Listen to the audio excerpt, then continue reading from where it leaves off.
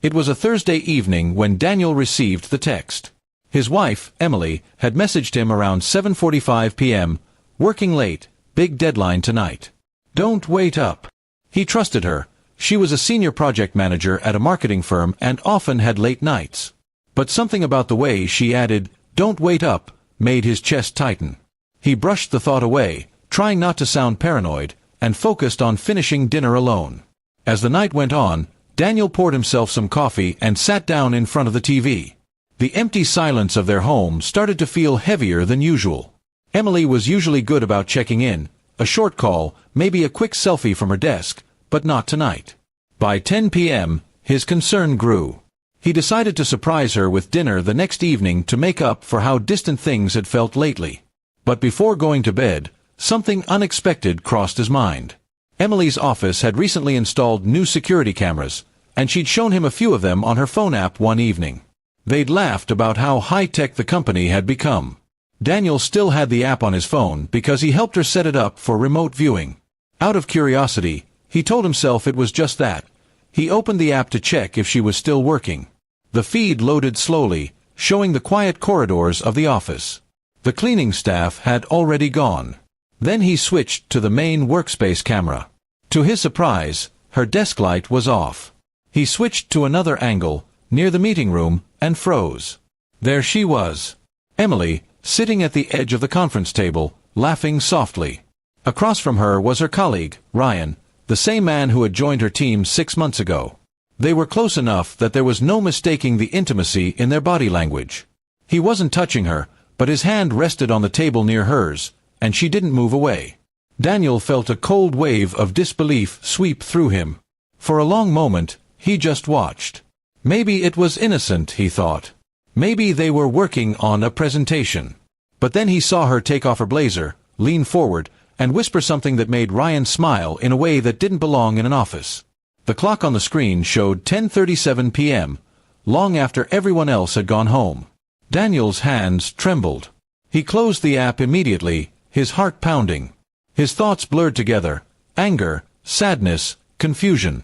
But instead of confronting her right away, he decided to wait. He needed to be sure, to see what kind of truth would come out of her own mouth. At 11:15, the sound of the door unlocking snapped him back to reality. Emily stepped in, tired and calm, dropping her purse by the counter. "Long night," she sighed, forcing a weary smile. "We finally finished the campaign proposal."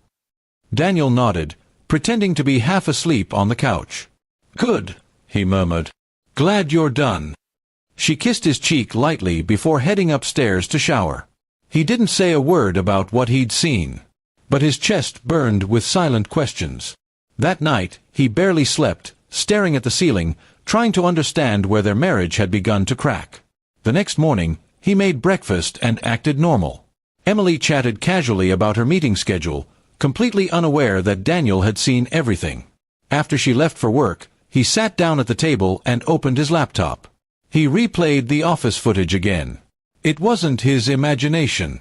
It wasn't professional. It was something more, something she had hidden behind the words, "big deadline." Daniel decided not to confront her with anger. Instead, he printed a few screenshots from the security footage and placed them inside an envelope. That evening, he dropped by her office without warning. Her team was gone for the day, and she was alone, typing away. "Hey," he said softly, standing at the door. Her face brightened at first, then froze when she saw the envelope in his hand. "What's that?" she asked cautiously. Daniel placed it on her desk. "Proof," he said quietly. "You texted me about a deadline. I just didn't know the project included Ryan." Her eyes widened, her breath catching. "Daniel, it's not what you think," she began, but the tremble in her voice gave her away. He didn't shout. He simply looked at her, tired, heartbroken, but calm. "I loved you enough to believe every word you said," he whispered. "But you gave me a reason to stop believing." She tried to explain, saying it was just emotional support, late-night brainstorming, harmless closeness. But he had already seen the truth, the kind that no excuse could clean. Daniel left the office without another word. That night, he packed a small bag and went to stay at his brother's place. He didn't tell her he was leaving. She found out when she came home to an empty house and a note on the table, "The cameras don't lie, Emily. People do." In the weeks that followed, Emily tried to reach him, apologizing, claiming nothing physical had happened. Maybe she was telling the truth about that part, but Daniel realized that betrayal didn't always need touch. Sometimes it began with laughter shared in the dark, behind a locked door, under the excuse of work. By the time she finally understood the weight of what she'd done, Daniel had already filed for separation. Trust, once cracked, doesn't heal with words. He wasn't angry anymore, just free. He deleted the office camera app from his phone, closed that chapter, and walked into a quieter, lonelier, but more honest life.